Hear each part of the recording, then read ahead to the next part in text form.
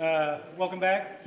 We'll get right into it. We'll take some questions. We're here for session. We're going to start working. We got some things to do, so we'll take a couple of questions and then we'll get moving. So, who wants to ask? Biggest priorities that you have for this session? Biggest priorities we need to work on this month is redistricting. That's the most important. What about all the money that's coming into the state? We have billions of dollars. Yeah, that's going to be important also, and that's something we're going to be working on in January. Our budget chair is going to start today. Actually, he's started before today, but we're moving on that. How soon do you think you can get the map onto the floor? We're going to get it out there as soon as we can. We're going to refer it today. The committee's been working for a long time on it. We're going to move as quickly as we can. Do you have any general thoughts on the proposed map? I'm sorry? Do you have any thoughts on the proposed map you've seen?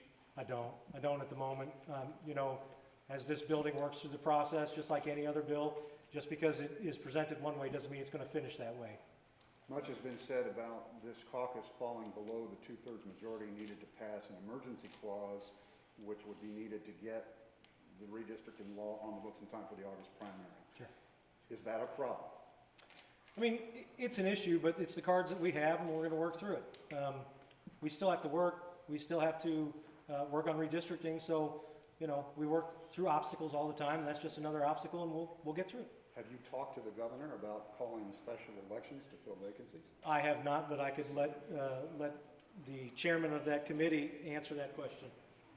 We've spoke to the governor about a special session for this on a couple occasions, but not on election of vacancies. Do you plan on addressing a new abortion policy during session or waiting until after you get a ruling from the Supreme Court? I couldn't hear the policy. Abortion policy? Did you say abortion? Yes. I mean, listen, we're a pro-life caucus. We've always stated we're a pro-life caucus. Even before I was in the building, we're a pro-life caucus. We're going to refer some bills, work through the policy, and see where we end up as we send some stuff to the Senate. Between redistricting and the billions that you're going to have to allocate, to the budget, do you think that's going to eat up a lot of time that other bills would theoretically go through? And that's why the floor leader has scheduled some Fridays for us to work. School choice advocates had a historic win last year with the ESA program. There's already bills filed that would expand. Could you ask one more time? I'm sorry, I couldn't hear you. School choice advocates had a historic win last year with the ESA program. There's already bills to expand it. Is that something you support expanding kind of? Listen, we can always use improvements in the state of Missouri in our education system. It doesn't matter what side of the issue you're on. We're going to continue to work on education policy like we always do and like we always have, and we'll see where we end up.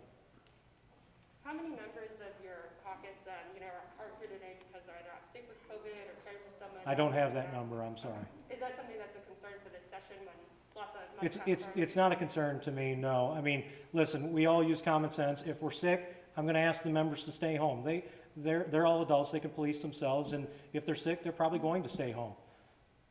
There are a number of pre-filed bills regarding vaccine mandates. What priority does that have for this session? I mean, our caucus cares about the mandates that are happening around the state. So there is a priority there, and like everything else, we're going to send it to committee and see where we end up. What are your priorities in terms of how to spend that federal money? I'm sorry? How do you want to see that federal money spent? We've got a couple of ideas. Broadband is important in the state of Missouri. Even the governor stated that he wants to see some broadband. We've had Representative Riggs work on broadband. We've had Representative Ritchie work on broadband. There's different policies where we think we can help the state, and it's very diverse, so we're going to have to vet those ideas through our policy and through our budget. There was a proposal to repeal the gas tax. Do you see that having any traction? Well, I would love to, because I didn't vote for the gas tax, so I would love to see it repealed, especially with all the money we're getting from the federal government. I don't see why we passed it, but it is what it is, and I don't know that it's going to end up over in this chamber, but it will take the process like everything else takes a process. The Police Chiefs Association has asked the legislature to amend the Second Amendment Preservation Act. Do you have any thoughts on that? Kind of clarify some of the language? I don't. I think I disagree with some of their assessments, and that's where I'm at today. Sorry. No, go ahead. The governor has proposed pay increases for state employees. Do you feel like that's going to have something that has support within the caucus? We're going to take a look at it. I'm going to let the budget, Mr. Representative Smith answer that question. Go ahead and take a shot at it. Yeah, so I I think there's widespread support in our caucus to make sure that we're providing essential services to Missourians. And like all of the workforce across all public and private sectors in Missouri, state government is having a hard time keeping employees, especially in pivotal roles. So we need to be responsive to that, and I think we will be. We're sorting out the details of what that looks like. Representative Smith, previous years, you have more money than ever. It's a historic amount of money. What are kind of your main focuses? What are you worried about? What is it like going in with all this money? Yeah, to your point, it's an unprecedented situation that we're in. We have budget surpluses and several reasons for that. I think our challenge is to look for ways to wisely invest that money that would pay dividends for future decades. And so we need to be thoughtful and careful about how we do it. But we're just kind of starting to have those conversations, and really it's too early to determine how we might do that. You had previously expressed concerns about the ongoing costs for Medicaid expansion. Are you going to be fully funding the Medicaid expansion in the supplemental as well as in the next fiscal year? Well, when we left this building in May, we had not appropriated for Medicaid expansion. Since then, we've essentially got court-ordered Medicaid expansion, and we're in a different landscape than we were last year.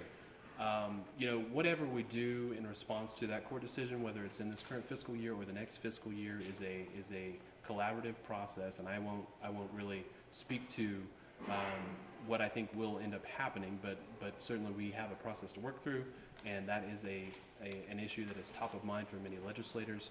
Certainly we have strong feelings about that as a caucus, and we all know what the results were of the appropriations process last year.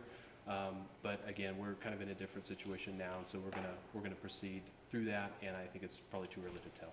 One more. One of your departing members today said a couple of interesting things on the floor, including the supermajority, as he called it, across the street, getting in the way of you doing the things you want to do. Do you share his assessment of problems with the Supreme Court as it is appointed and construed? I don't know that I know what his entire opinion was. He didn't lay it out on the floor for me. I think the body, our caucus does have some frustrations across the street. How are we going to address that? I'm not sure, but we'll continue to work it through the process. He also said that term limits should go away. Do you agree with him?